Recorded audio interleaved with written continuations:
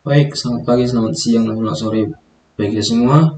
Sebelumnya, perkenalkan nama saya Rindro S dengan NIM akhir 039 dari Join 20 dengan list merah. Baiklah, di sini saya akan menjelaskan atau mempresentasikan tugas besar rekayasa hidrologi. Kita lanjut saja.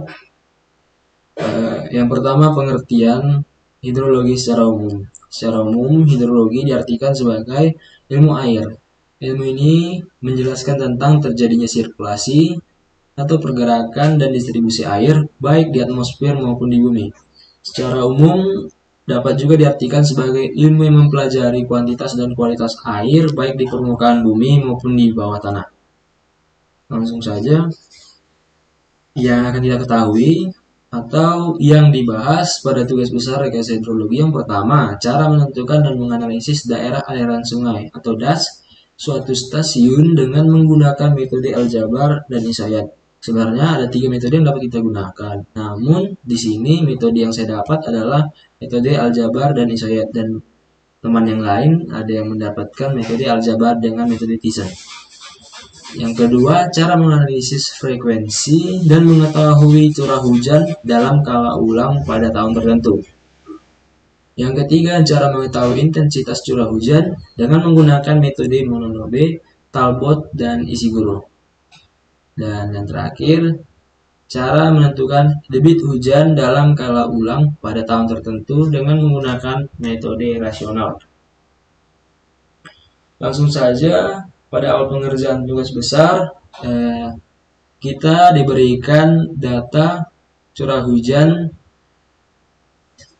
sebanyak 5 pH selama 20 tahun terakhir dihitung dari tahun 1986 sampai 2005. Dan yang pertama kita lakukan yaitu mengubah data sekunder yang diberikan dengan menambahkan NIM akhir kita dikali 0,1. Jadi dengan NIM saya 39 dikali 0,1 3,9. Jadi data yang kita dapat tadi ditambahkan data curah hujan yang kita dapat tadi ditambahkan dengan 3,9. Lalu selanjutnya untuk menentukan luasan DAS dengan metode isoyet dan nilai maksimum curah hujan dari 5 stasiun pada tahun 1986 sampai 2005 selama 20 tahun. Dan luas setiap stasiun hujan dapat diukur dengan menggunakan kertas milimeter blok, kemudian dihitung sesuai dengan skala gambar. Dan pada kertas milimeter blok yang digunakan menggunakan ukuran A4 dengan skala 10.000, dan nanti akan digambar sebanyak 20 peta untuk mencari garis-garis kontur atau sebaran hujan.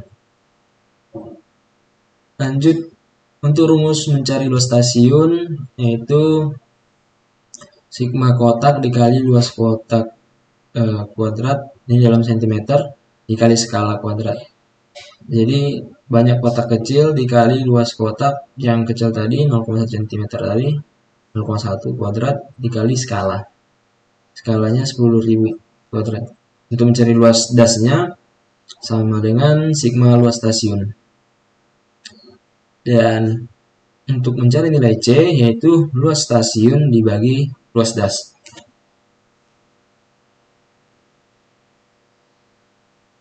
Mungkin yang selanjutnya melakukan analisis frekuensi dengan menggunakan metode normal, log normal, Gumbel, dan log person 3. Perhitungan parameter statistik normal. Pada perhitungan ini dicari sebuah dispersi untuk mendapatkan simpangan baku serta koefisien kemencengan, koefisien varian, dan koefisien kurtosis. Yang pertama adalah mencari nilai rata-rata. Nah, kita sudah sama-sama tahu mencari nilai rata-rata sama dengan total banyaknya data dibagi banyak data. Jadi nilai dari total banyak data dibagi banyaknya data. Yang selanjutnya menghitung standar deviasi atau SX dengan rumus akar dari sigma XI kurang XR kuadrat dibagi N atau banyak data dikurang 1. Untuk perhitungannya nanti akan kita jelaskan di akhir pada saat membuka Excel. Selanjutnya menghitung koefisien skewness dengan rumus SD per R, menghitung koefisien kurtosis dengan rumus N kuadrat dari sigma N I sama dengan 1 XI dikurang X bar pangkat 4 dibagi N kurang 1 kali N kurang 2 kali N kurang 3 kali S kali D pangkat 4. Selanjutnya menghitung koefisien varian atau CS dengan rumus banyak data dikali sigma X kurang X bar pangkat 3 dibagi N kurang 1 kali N kurang 2 dikali S kali D pangkat 3. Selanjutnya metode distribusi normal. Untuk metode distribusi normal, perhitungannya digunakan untuk mengetahui perhitungan dengan menggunakan metode normal dengan rumus XT sama dengan XR ditambah KT dikali SX. Nah, untuk yang log normal, ini ada log XT sama dengan log XR tambah KT dikali XX log XI. Dan mencari XT-nya kita kebalikan dari logaritma tadi, jadi 10 pangkat log XT. Selanjutnya metode distribusi Gumbel. Pada perhitungan ini digunakan untuk mengetahui perhitungan dengan metode normal. Ini seperti tipe. Perhitungan ini digunakan untuk mengetahui perhitungan dengan menggunakan metode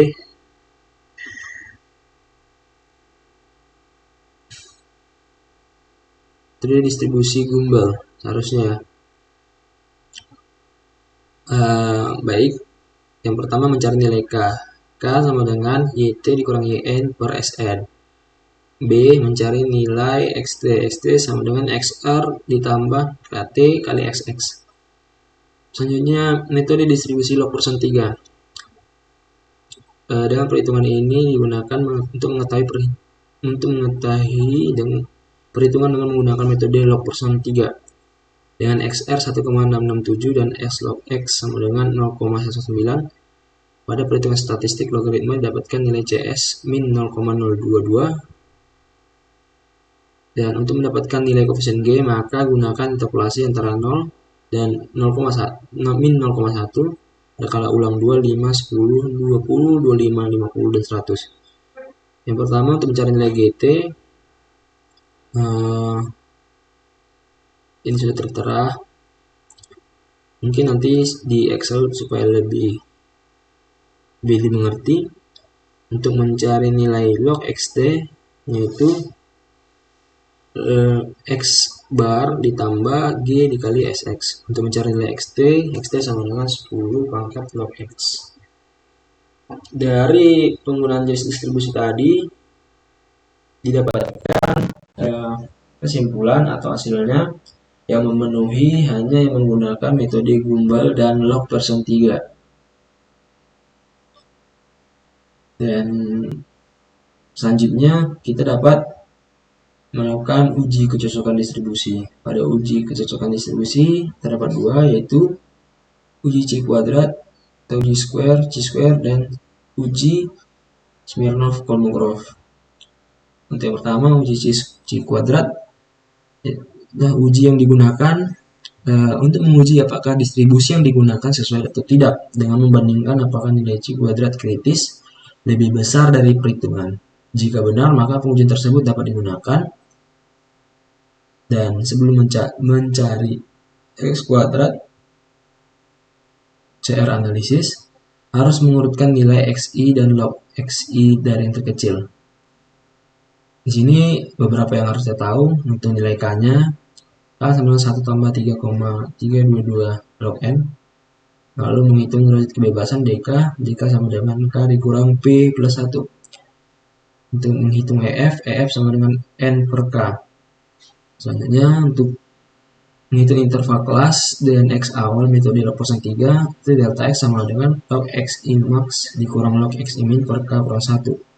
Untuk menghitung X kuadrat sama dengan log XI max per log XI min dibagi K kurang 1. Selanjutnya untuk uji Smirnov-Kolmogorov.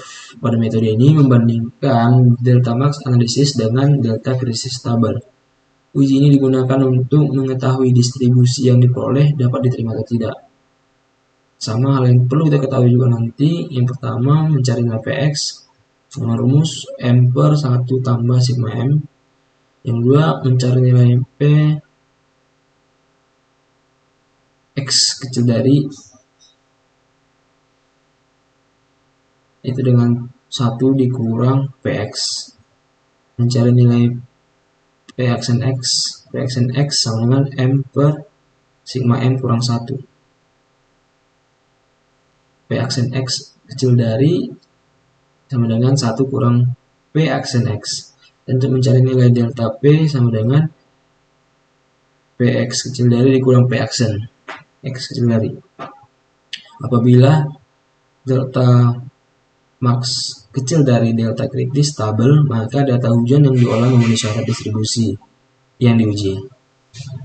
Curah hujan berdasarkan distribusi yang cocok adalah distribusi log persen 3. Dari hasil perhitungan tadi, kita ketahui data berikut.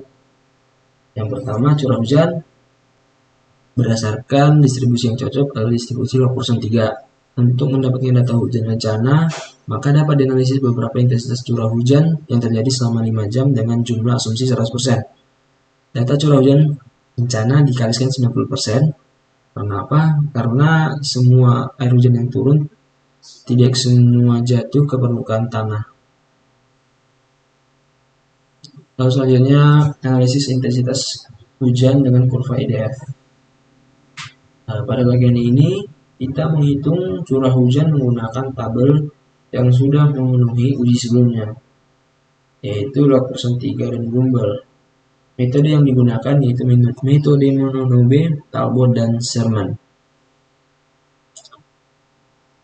Selanjutnya intensitas hujan metode Mononobe. Metode ini untuk menghitung besarnya intensitas curah hujan dengan distribusi log persen 3 menggunakan metode Mononobe dengan menggunakan rumus sama dengan R24 per 24 dikali 24 per T pangkat 2 per 3. Untuk intensitas hujan metode Talbot, kita ambil salah satunya saja, dan di sini saya mengambil yang metode Talbot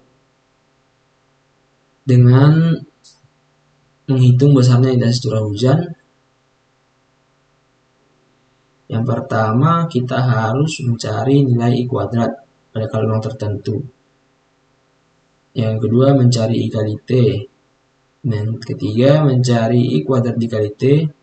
Dan keempat menghitung A dan B dengan rumus yang A sigma I dikali T dikali sigma I kuadrat dikurang sigma I kuadrat dikali T dikali sigma I dibagi N kali sigma I kuadrat dikurang sigma I dikali I. Untuk mencari nilai B nya sigma I dikali sigma I kali T dikurang N dikali sigma I kuadrat dikali T bagi N dikali sigma I kuadrat dikurang sigma I kali I. Untuk mencari intensitas Talbot, rumusnya dengan A per T tambah B. Di sini dari analisis debit dengan metode Mononobe, Talbot, dan Shigoro dengan menggunakan metode Mononobe, nilai koefisien ekuivalen yaitu 0,278 dan nilai C pada daerah suburban itu 0,4. Perhitungan menggunakan persamaan Q sama dengan 0,287 dikali C dikali I dikali A. Inilah yang disebut dengan metode rasional. Jadi di sini kita dapatkan nilai debit pada kala luang 1, 2, dan 3. Mungkin untuk presentasinya cukup sekian. Kita lanjut ke penjelasan Excel. Oke. Di sini ada 5 Excel.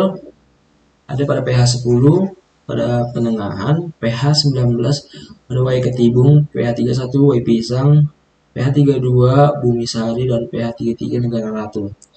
Ini merupakan data sekunder yang diberikan sebelumnya, namun yang sudah kita lakukan berapa penambahan nilai itu sebanyak 3,9 seperti yang kita jelaskan tadi. Jadi data awal ditambahin dengan min kita dikali 0,1. Dari sini yang dapat kita masukkan ke Excel kita untuk mencari. Nah, pertama kita mencari nilai max-nya dulu. Jadi dari Excel yang sebelumnya kita mencari nilai max setiap tahun pada masing-masing PH. Jadi contohnya saja di tahun 1986 ada PH 10 nilai curah hujan maksimal yaitu 113,9 pada tanggal 25 Desember. Begitu juga pada PH 19 pada tanggal 30 Januari, ada PH 31 pada 4 Agustus, pada PH 32 16 Desember, pada PH 33 pada tanggal 14 Januari. Lalu mencari rata-ratanya pada puncak curah hujan maksimal dan mencari nilai Rmax-nya. Begitu dilakukan sebanyak 20 tahun. Lalu dari situ juga tadi dari gambar ke-20 peta yang kita buat di kertas milimeter block, kita melakukan penghitungan untuk mencari luas dari masing-masing kontur pada peta tersebut. Di sini untuk tahun 1986 ada berapa? 1, 2, 3, ada 9, ada 8 zona kontur, dan dari situ dapat kita hitung luas dari petanya, dan didapatkan luas peta yang kita hitung sebesar 89,75 hektar. Untuk peta yang kemarin itu menggunakan, untuk peta saya menggunakan peta D. Sebentar.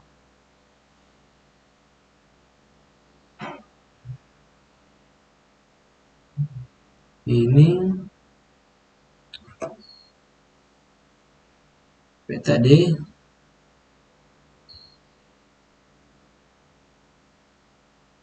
dengan luas 96,69 hektar, dan ketentuannya yang diberikan oleh kakak asisten tugas untuk perhitungan pada kertas milimeter block. Untuk kekurangannya kurang lebih 10 hektar dan lebihnya maksimal 1 hektar. Jadi selagi data yang kita dapatkan antara 86,69 sampai 97,69 hektar masih dapat diterima perhitungan yang kita lakukan. Kita lanjut. Begitu untuk selanjutnya 89 hektar, 92, 91, 90, 61. Ini kenapa ada perbedaan? Mungkin pada keras milimeter blok itu kan kecil, jadi untuk tingkat ketelitiannya atau akurasinya kurang tepat.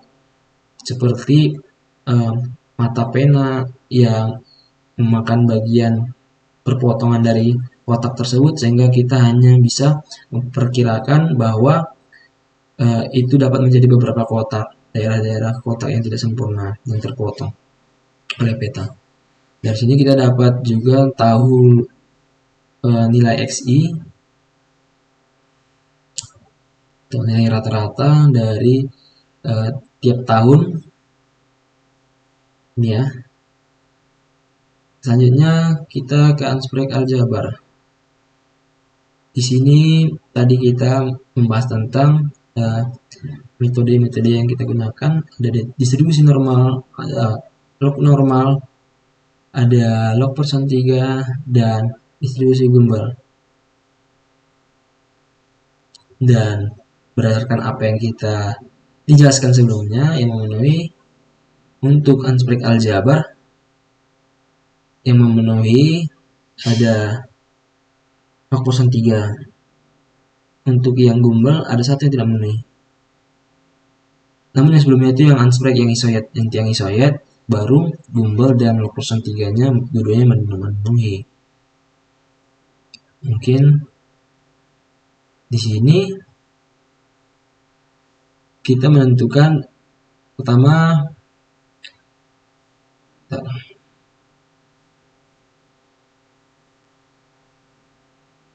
dari perhitungannya kita menentukan XR, SX, CS, CV, dan CK. Dan nilai ini akan kita gunakan untuk mencari dispersi statistik dan statistik logaritma.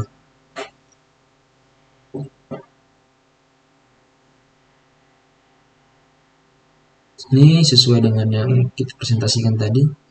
Selanjutnya melihat uji. Uji C dikarenakan yang memenuhi ada dua, yaitu log person 3 dan Gumbel, maka yang akan kita lakukan pengujian hanya dua, yaitu log person 3 juga dan Gumbel. Dan setelah melakukan pengujian, ini ada 5 kelas. Nah, kita juga perlu mencari nilai maksimal setiap kelas dan range-nya. Di sini nilai EF dikurang OF kuadrat bagi EF kecil dari 7,815. Artinya data hujan sesuai atau memenuhi syarat. Begitu juga dengan yang menggunakan metode Gumbel. Lanjut untuk uji Smirnov-Kolmogorov. Untuk uji Smirnov-Kolmogorov ketentuannya jika kecil dari 0,294 maka memenuhi syarat, dan ini memenuhi syarat karena delta max-nya sebesar 0,10003 dan delta kritisnya 0,294. Ini yang merah-merah ini adalah uji C aljabar, di mana dari sini pada saat pengujian dia tidak memenuhi, jadi tidak dapat digunakan untuk yang aljabar. Nah, kita lanjut ke intensitas curah hujan. Yang pertama kita akan membahas yang metode Gumbel. Jadi untuk yang metode Gumbel sendiri, yang data yang akan kita gunakan adalah yang akan kita ambil dari metode Gumbel tadi, yaitu untuk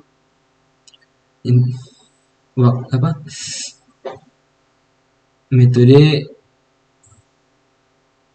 Monodobe, Talbot, dan Ishiguro, di mana data yang diambil adalah data 1 jam pertama saat hujan yang ditanda ini. Nanti akan kita bahas lagi di belakang. Begitu juga dengan yang log person Gumbel dan log person 3. Yang membedakan hanya log person 3 menggunakan data yang dilogaritmakan. Kita langsung saja ke debit. Di sini tadi kita kan sudah mendapatkan dua perhitungan yang lolos dan dua-duanya lolos uji juga. Di sini untuk debit yang dapat kita ketahui, untuk yang di atas yaitu menggunakan metode Gumbel, yang di bawah log person 3. Di sini dapat kita lihat bahwa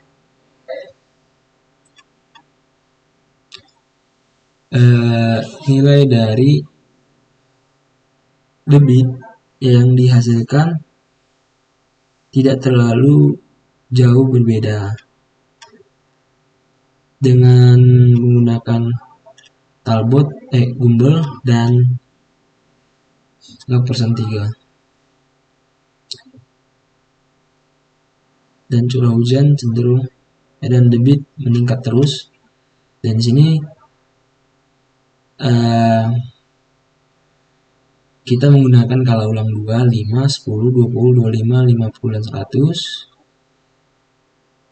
dengan konstanta ekuivalen 0,278 dan nilai C 0,4 seperti ketentuan yang telah kita bahas sebelumnya. Di sini kenapa 90%? Karena kan tidak semua air hujan masuk ke dalam tanah atau meresap ke dalam tanah. Oke.